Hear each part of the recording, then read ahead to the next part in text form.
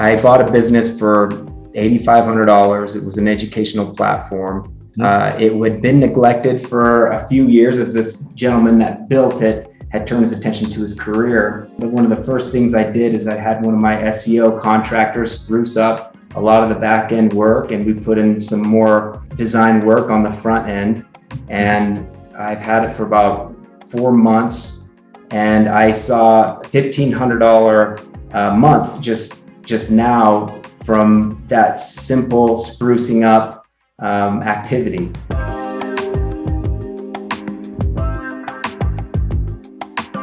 All right, welcome everyone. Welcome to another episode of Humans of Flippa. As you all know, my name is Blake Hutchison. I'm the CEO of Flippa, running the #1 marketplace to buy and sell online businesses globally.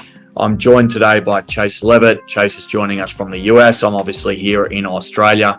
You'll notice the very, very big difference in our accents. Chase has a pretty cool story to tell in general and has been using the Flippa platform for some time now. Thanks for joining me on Humans of Flippa, Chase. I really appreciate it. Hey, it's a joy. I'm privileged to have the invitation extended, and I appreciate the time I get to spend with you and to anything I can share with those who are needing more help along their journey. Thank you very much. Now, just to start with, a really basic, hopefully not too awkward question for you, but just describe yourself. What's your job? What's the day-to-day for Chase look like? Basically, I am a high-growth digital business aggregator. Yep. I look to combine small, like-minded businesses into my existing larger company, pull resources together, and try to cut operational costs and introduce new revenues with each business that I buy. Okay, that's super interesting. Now, here at Flippa, we sell, content sites, we sell e-commerce, we sell apps, we sell SaaS. What are we talking about in your case? What do you go after? Well, it's interesting in the sense that they don't have anything in common. I have 6 businesses. Yep. And by way of topic, the only real common thread that they have is they sell digital products, whether it be books, t-shirts, recipes and photography, and party scripts, educational online resources for teachers, and then of course one affiliate website. I'm getting off track a little bit, but I just want to quickly ask, are you buying out of a holding company? Is that what you've set up? Is it a holding company? Yeah, it's an LLC, limited liability company. Yep. And every sale that I've had are purchasing assets, that produce cash flow. So I don't buy the company itself and take on any liabilities, just the asset, which is either the seller account or website. If you don't mind, what's your relationship with Flippa? What have you done? What have you bought? What have you sold? Some high level understanding for the audience and listeners out there of how you engage with the platform. I'm a big fan of Flippa.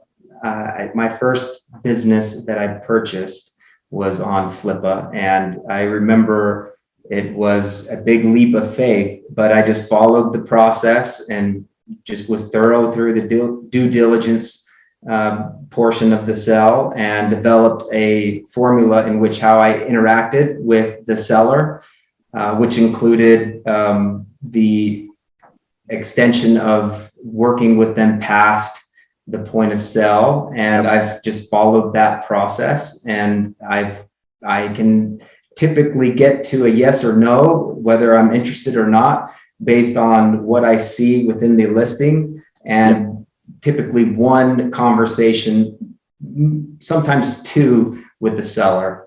Super interesting. And so, you've sold businesses before, but it sounds like your relationship has predominantly been in the acquisition. You've made a few acquisitions on the platform right now. How would you define the success? Obviously, some of them have worked out better than others, but on average, how has your return on investment through acquisitions on Flippa played out for you? Well, quite favorably, particularly the early ones that I purchased that complemented my existing business. Yep. I have always been able to beat my my bogey, which is a 3-year amortization schedule. Yeah. I have to attribute a lot of that to identifying where I can accelerate the business during the purchasing process. For example, being able to understand if ad spend could be deployed, using existing audiences with maybe topics that I already have, content being created. Yep. And in some cases, some of these businesses were left alone for a year or two before they were sold, and I knew that I could spend the time and to nurture it and to grow it. So I've been able to pay them off ahead of schedule, and in my eyes, that has been a success. That's super interesting. So in most cases, you're structuring the acquisition as a seller finance, or when you talk about an amortization schedule, is there some kind of payment schedule that you've agreed with the seller? Well, I have done in the past, I have done creative payment terms where it will be paid out over a defined amount of time. Yep. As far as amortization I'm specifically talking about the accounting. Okay. On the balance sheet. Yep. In my early acquisitions, they were all retained profits that I had. After 3 years of doing business, I was able to get a cap line loan from my local bank. And at that point, I was using some debt structure. But for the most part, just specifically trying to maintain earnings through a 3-year period that matches the multiple that I bought it for. For those new to Flippa, what is the buying experience like? And do you have any tips and tricks as to how they might go about finding their first deal? Yeah, I do. I would suggest, in fact, I had lunch with someone today who was interested in the idea of a digital portfolio, and I'll tell everyone the same thing I told him, and that is to have your financing in place, and act thoroughly, but swiftly, getting to yes or no in a timely manner, because everyone knows time kills all deals. Yes. And then the second would be to see if you can retain some sort of working relationship with the seller. To me, that's a huge indication of the good faith that the seller has in the quality of their business. The third would be understanding what drives the revenue of the business and the associated expenses that bears. And then the last thing is be open to buying an asset internationally. It was a leap for me to understand that I am buying something from someone that's across the ocean, and it almost made it scary. But true to its to what I've learned in the past, everything holds true, and it shouldn't be as feared as maybe someone like me originally thought it would be. That's a really good point, and it is natural for a buyer to go and acquire in the geography where they are obviously located, but there are so many great digital assets globally that you're leaving so much opportunity on the ground if you don't pursue those. And the good news is now, with so many integrations in the Flippa platform, it's actually pretty easy to validate and verify the asset's performance. And so you should be less worried about the asset's location, and probably more worried about where the asset's customer base is, because, so long as they've got a decent US base, assuming you're a US buyer, you can optimize for that market, knowing you might know that market a little bit better.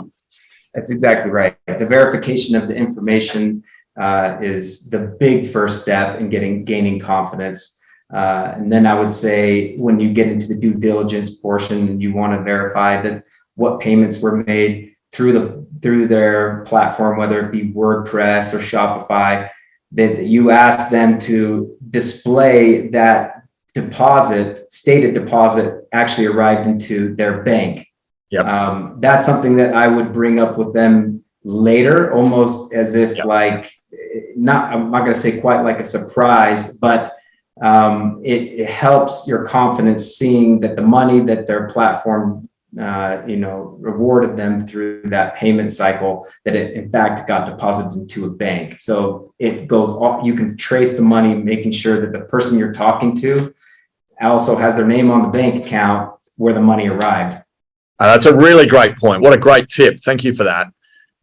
And let's talk a little bit about the size of deal, because a lot of people are intimidated. They think it's a very, very, if you just say acquisition entrepreneurship to the common man, and you talk about common man or woman, or you talk about buying a business in general, that is fearful to most people because it sounds like your outlay is quite substantial. My understanding, I hope you don't mind me saying it, has been around $500,000 worth of acquisition volume for you through the Flippa platform. What's the average deal size? I typically like, well, how about this? So first, let me just say, I'm a big fan of the book Buy, Then Build. Yeah. When I had my early success just through trying to launch my business from nothing to something, and it worked, I realized I was quite fortunate. And so any extra income that I had, I wanted to place it into an asset that had a proven historical record. Yeah. So that has been a big part of my accumulation of success on this route. So the biggest one that I've acquired is about 350,000. Yep. I have purchased one that was 8,500. Yep. I would say the sweet spot is between 60 and 140. The next question I've got for you relates to your future, and what I find really interesting with portfolio managers like you is almost the way you started this chat. You started with, my whole goal was to basically get to a point where maybe I didn't have to work as hard as someone who goes and takes a job elsewhere, or someone who's trying to build a business from scratch. You've just had a month where you said you perhaps only work 4 to 5 hours. So that's pretty brilliant. What happens now? Do you acquire more businesses, or do you just sit on the existing assets? No, yeah, I plan to sit on the existing assets. I will be buying more businesses here before the end of the year. Yeah. I want to get stronger, faster, lighter, all of those aspects of businesses that we yearn for. Yeah. I now have the confidence, given that I'm on the other side of this experiment of taking 30 days off work, where I know that I can turn my attention to other businesses without hurting the existing portfolio. Yep. I will say, as far as strategic, I am actually changing my my theory, or my target businesses. Okay, tell us about it. Just recently had what I would deem a success, unexpected success. I bought a business for $8,500. It was an educational platform. I liked the content that it had. It had been neglected for a few years, as this gentleman that built it had turned his attention to his career. Yep. And one of the first things I did is I had one of my SEO contractors spruce up a lot of the back end work, and we put in some more design work on the front end. And I've had it for about 4 months, and I saw $1,500 a month just now from that simple sprucing up activity. Yep. Now that's a tremendous amount of return for an $8,500 asset. Yep. I am now wanting to see if there are more of those on the platform. So yep. you live and you learn, but right now I'm definitely focusing on accumulating more businesses that complement what existing resources we have. So you're talking about, assuming that the $1,500 monthly return continues for a 12-month period of time, you're talking about a 2 and a bit times return on an investment in year one. So just for everyone's benefit, that's 100% plus return on an asset. And you couldn't get that probably in any other asset class right now. No, and it means I can take more swings as well. The bigger the business, the more pressure I feel to see it perform well. And that makes you gun shy at times. But if I identify an asset that's in between, $5,000 and $15,000, I'm going to be more inclined to buy those as a result of my most recent experience. Yep. And would you personally describe those assets as distressed? Is that the term you're using yourself when you think through the strategy, or are they're different than that? They're just neglected businesses. I think neglected is actually the word. And a lot of the times it's not intentionally. It's just life gets busy or there's burnout. Yep. That's a great opportunity and time to come and swoop in and energize that business. Yep. Who's on the team? Who are the contractors? What are their skill sets? It was I have a virtual assistant agency that had been assigning me some workers. It's going pretty well. Yep. But the real game changer actually came through Flippa. I had an individual who was selling a business that contacted me, saw that I had some activity buying businesses, and wanted me to look at his business. I looked at it and I told him it wasn't an exact fit, but I became a customer of his business. And it sparked a conversation and a friendship. And we have had many conversations about what I'm trying to, make happen. And he's given some great suggestions for project managers that he's worked with in the past. And so I've been really fortunate to have come across his, acquaintance, and has turned into his team has turned into my team in some areas. So just being vocal and talking and being friendly has led me to some contractors that work, as an individual with different companies of their choosing. Chase Levitt, everyone, acquisition entrepreneur. Now he's got a fund and a portfolio. I think we can call it a fund, even if it's your own fund. A fund and a portfolio, acquiring businesses as small as, I think you said, $8,500 and as large as $350,000. Certainly sounds like you've had some success. Sounds like you continue to pivot the strategy and find new ways in which you can drive efficiency.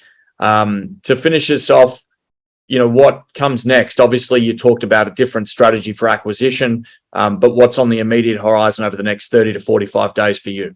Well, I have to say that I am always working towards making more money, and I'm always at the same time trying to make it easier on me. That is not easy to do, and it isn't always work as I plan. But through consistent hard work, I'm able to find a way, and I always listen to the soft signals of what's working and what's not. And I just want to keep driving those two initiatives into what I currently have, and hopefully reach a higher plateau. Awesome. Well, thank you so much. Thank you for being with us today. The insights are super helpful for the community out there, particularly for those people who are entering the market. There's a lot of excitement right now around our industry and the Flippa platform and what it can help people achieve. And you are a really, really great shining example of that. So thank you very much for your time today. Yeah, my pleasure. Appreciate it. Yeah, and I'm a big fan of everything you guys are doing. I feel comfortable saying that Flippa has changed my life, and so I won't be going anywhere soon. I'll be interested in what you guys are building.